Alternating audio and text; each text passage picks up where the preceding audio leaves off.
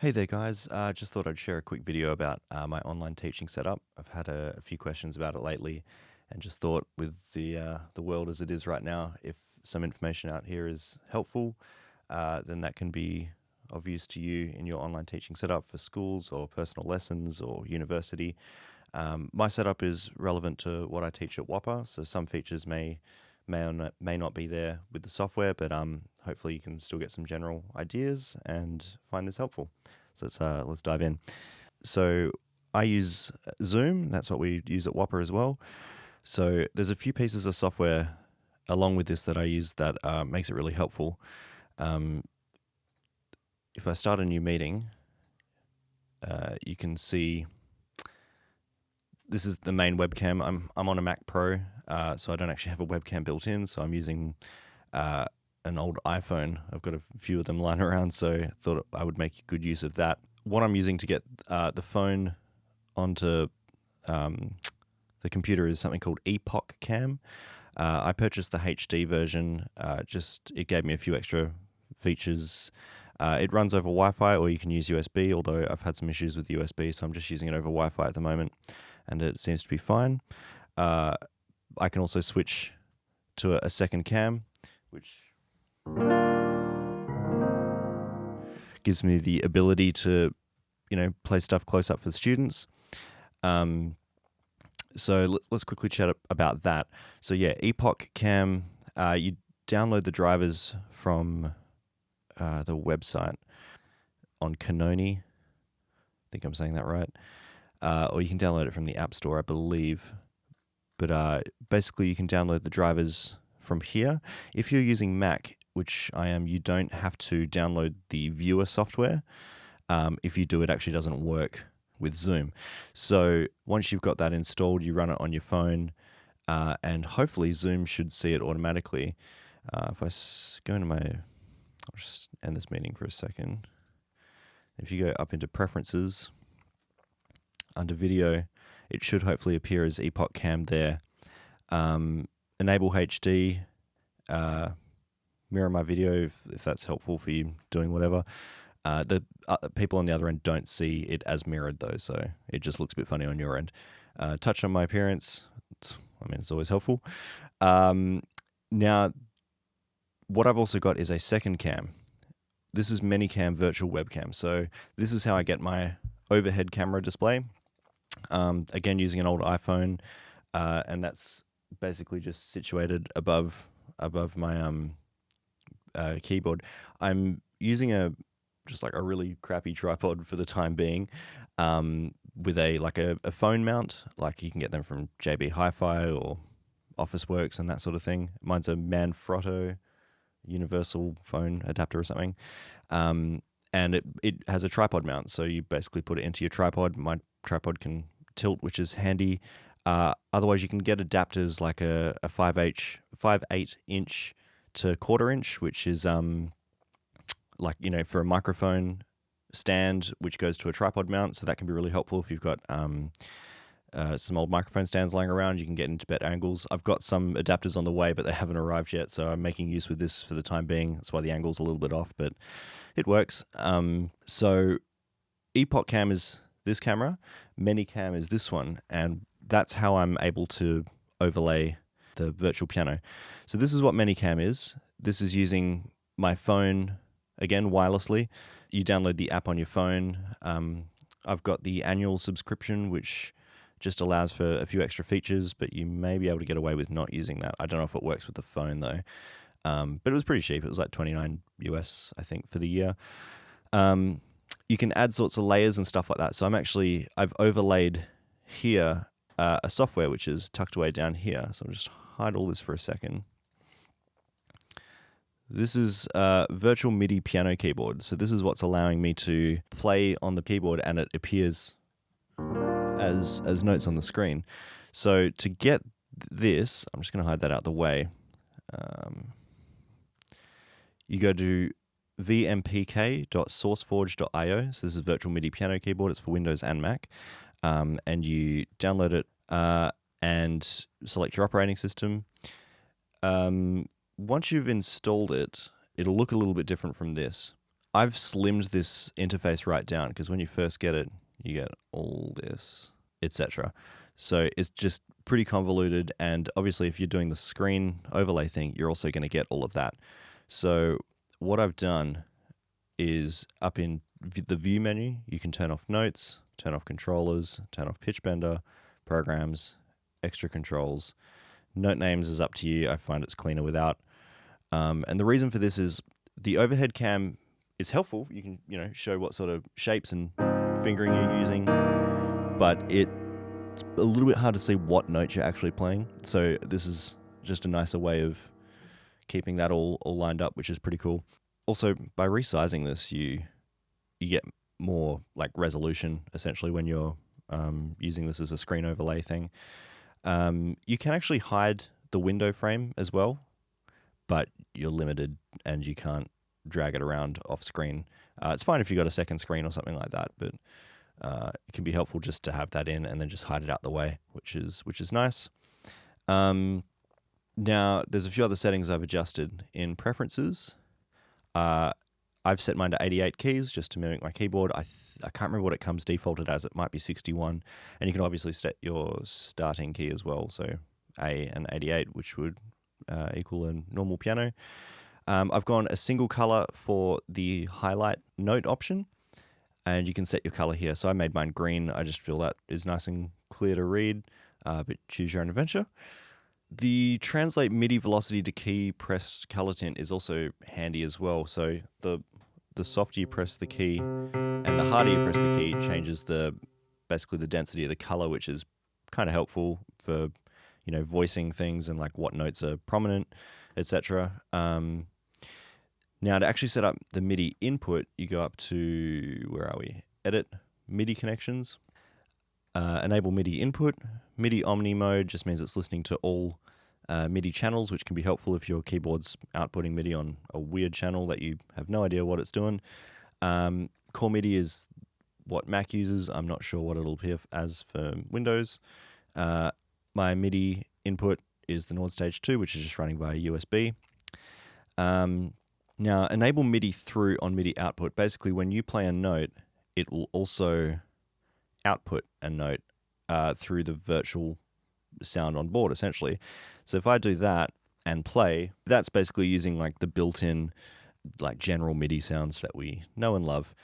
Or you can feed it back out to another device. I feel like that's not really useful for what I need to do, so I just turn that off. As long as MIDI's coming in, and that's all we need. It's just a screen overlay. But the built-in MIDI sounds can be really helpful if you're using just a general MIDI keyboard that has no built-in sounds, and it can potentially save you from running another virtual instrument or something like that. So that can be pretty helpful that it's got it all built in. So that's that. There's some handy functions in Zoom that could be worth setting up. So the first one is your personal meeting ID. I personally always have this option ticked. You go to PMI settings as well. What this is basically you have the same personal meeting ID for every single session, every single meeting that you run. I've seen a lot of people get incredibly frustrated with having to email out and schedule meetings for every single one of their lessons, and that can become quite tedious.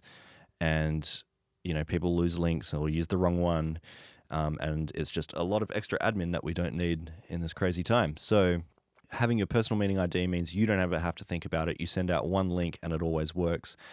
I've also enabled this other feature called the waiting room.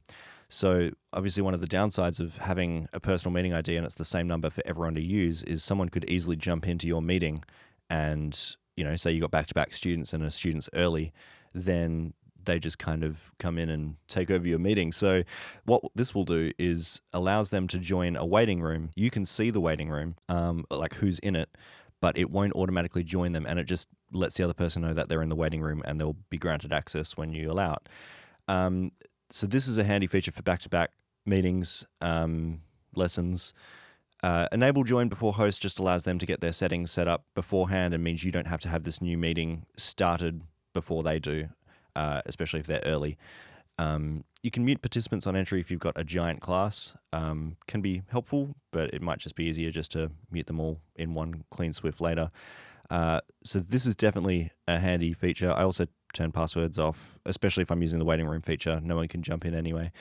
So a few other cool things that you can do in Zoom as well. Zoom's got a great feature where it can allow really high quality audio. It's sort of the only video conferencing software that can do this. So if you go up into the preferences again, set your audio interface, so mine's here. Take off the automatically adjust microphone volume. This can be helpful for a number of reasons. If you start playing your instrument and it's too loud, it'll try to dip the volume and whatever, so that can present a bunch of headaches, especially for drummers. So test your levels, make sure it's not overloading or anything like that, but you can adjust your input volume there and just do it manually. It just seems to be a lot easier. Now there's another really handy feature of setting your microphone. So this is my audio interfaces, which has got 18 inputs. My keyboard's running into, I think it's input 5 and 6, and my input 8 is like a bass guitar, for example, and my talkback mic is input 1. All of these inputs actually get seen by Zoom, so you don't have to set up any crazy complex routing and create your own submix. It basically sees every single input at max volume. Downside is it doesn't actually pan your audio, it's just seeing like 18 mono signals essentially. So my keyboard's not coming through stereo. I have got enable stereo ticked, which a few people don't seem to have this option. I'm not sure why, but I tick it anyway. It just helps for some other functions coming up in a bit. Yeah, so my keyboard's coming through, so guitarists can use amp sims, and you can plug your keyboards in. Or if you get other microphones in your setup, or drummers, say you've got a whole kit mic, this is really helpful and means no complex routing. Okay, so take that setting off. We jump into advanced.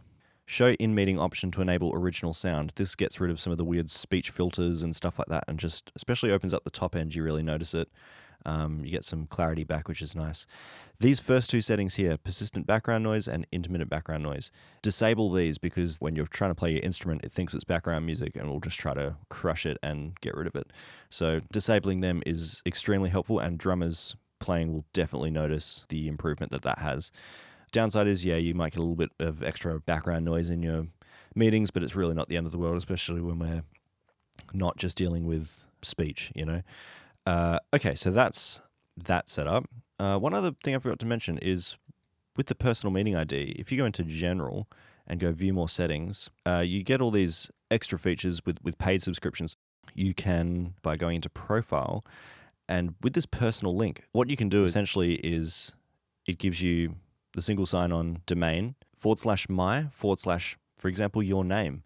So I found that really helpful as an easy way to email that out to students without numbers and complex things. It's just basically this plus Brody Stewart. Unfortunately, the free versions don't really allow that. The reasons for getting paid versions, I guess, are like you're limited to 40 minutes for group sessions. So if you're doing group lessons and longer than 40 minutes, you'd probably want to use a paid subscription. Anyway, enough about that. There's heaps of great settings in the online settings thing, so it's worth having a look through there and just see if anything's helpful to you. Jumping across back to here, this waiting room, to find all of that, it'll start lighting up. Down here, it'll turn orange. If you click participants, you can see up the top, it'll have the waiting room, and that's where everyone joins, and you can either add people individually or all in one hit, which is really helpful. You've also got a chat feature, and you can also... there's no one in there at the moment, but you can actually message the people just in the waiting room themselves and just say, hey, I'm dealing with a student or running late, I'll be there soon. So that's really helpful. You can also record your sessions online or locally. I think the cloud version might be a paid subscription thing. I'm not sure. Same with breakout rooms. I'm not sure about that one, but that can be really helpful if you're running a class and you need to divide instruments or something like that. Now you can switch microphones through here, which is helpful. Same with video, or it can be worth using the shortcut Command-Shift-N. So that's how I can seamlessly switch between both of these shots. So really, quite quick when you're teaching. Now, the original sound thing that we turned on before in the settings, you generally have to enable that every single time. But if you do the drop-down right arrow thing here and select your audio interface, it says select a microphone to always use original sound. So select your microphone there or your audio interface and it'll turn on that feature every time by default, which is Very handy. Less things to think about. Now, all the powerful stuff of Zoom. Share screen. So you can either screen share your entire computer. You can screen share just the individual apps. So like, say, Google Chrome, if you're running like a YouTube link, or Spotify or something like that. Or say you don't have that ManyCam thing and you still want to have an on-screen keyboard display, you can go the share screen here, which is really helpful on just that app. That can be a way to be able to play things for students.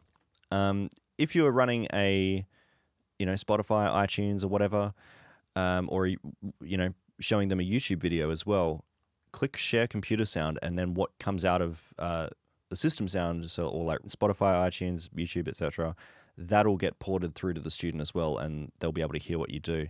Very helpful. There's a whiteboard. So if you want to draw things, it's a little bit clunky with a mouse.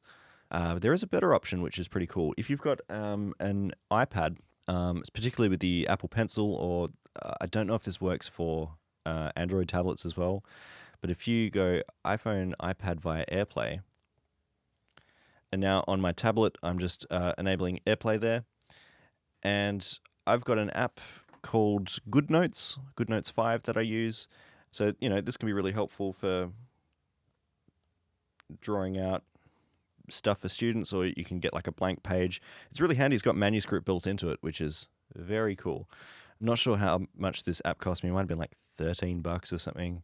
I find it's really, really cool, really helpful, and definitely money well spent, especially if you've got the Apple Pencil.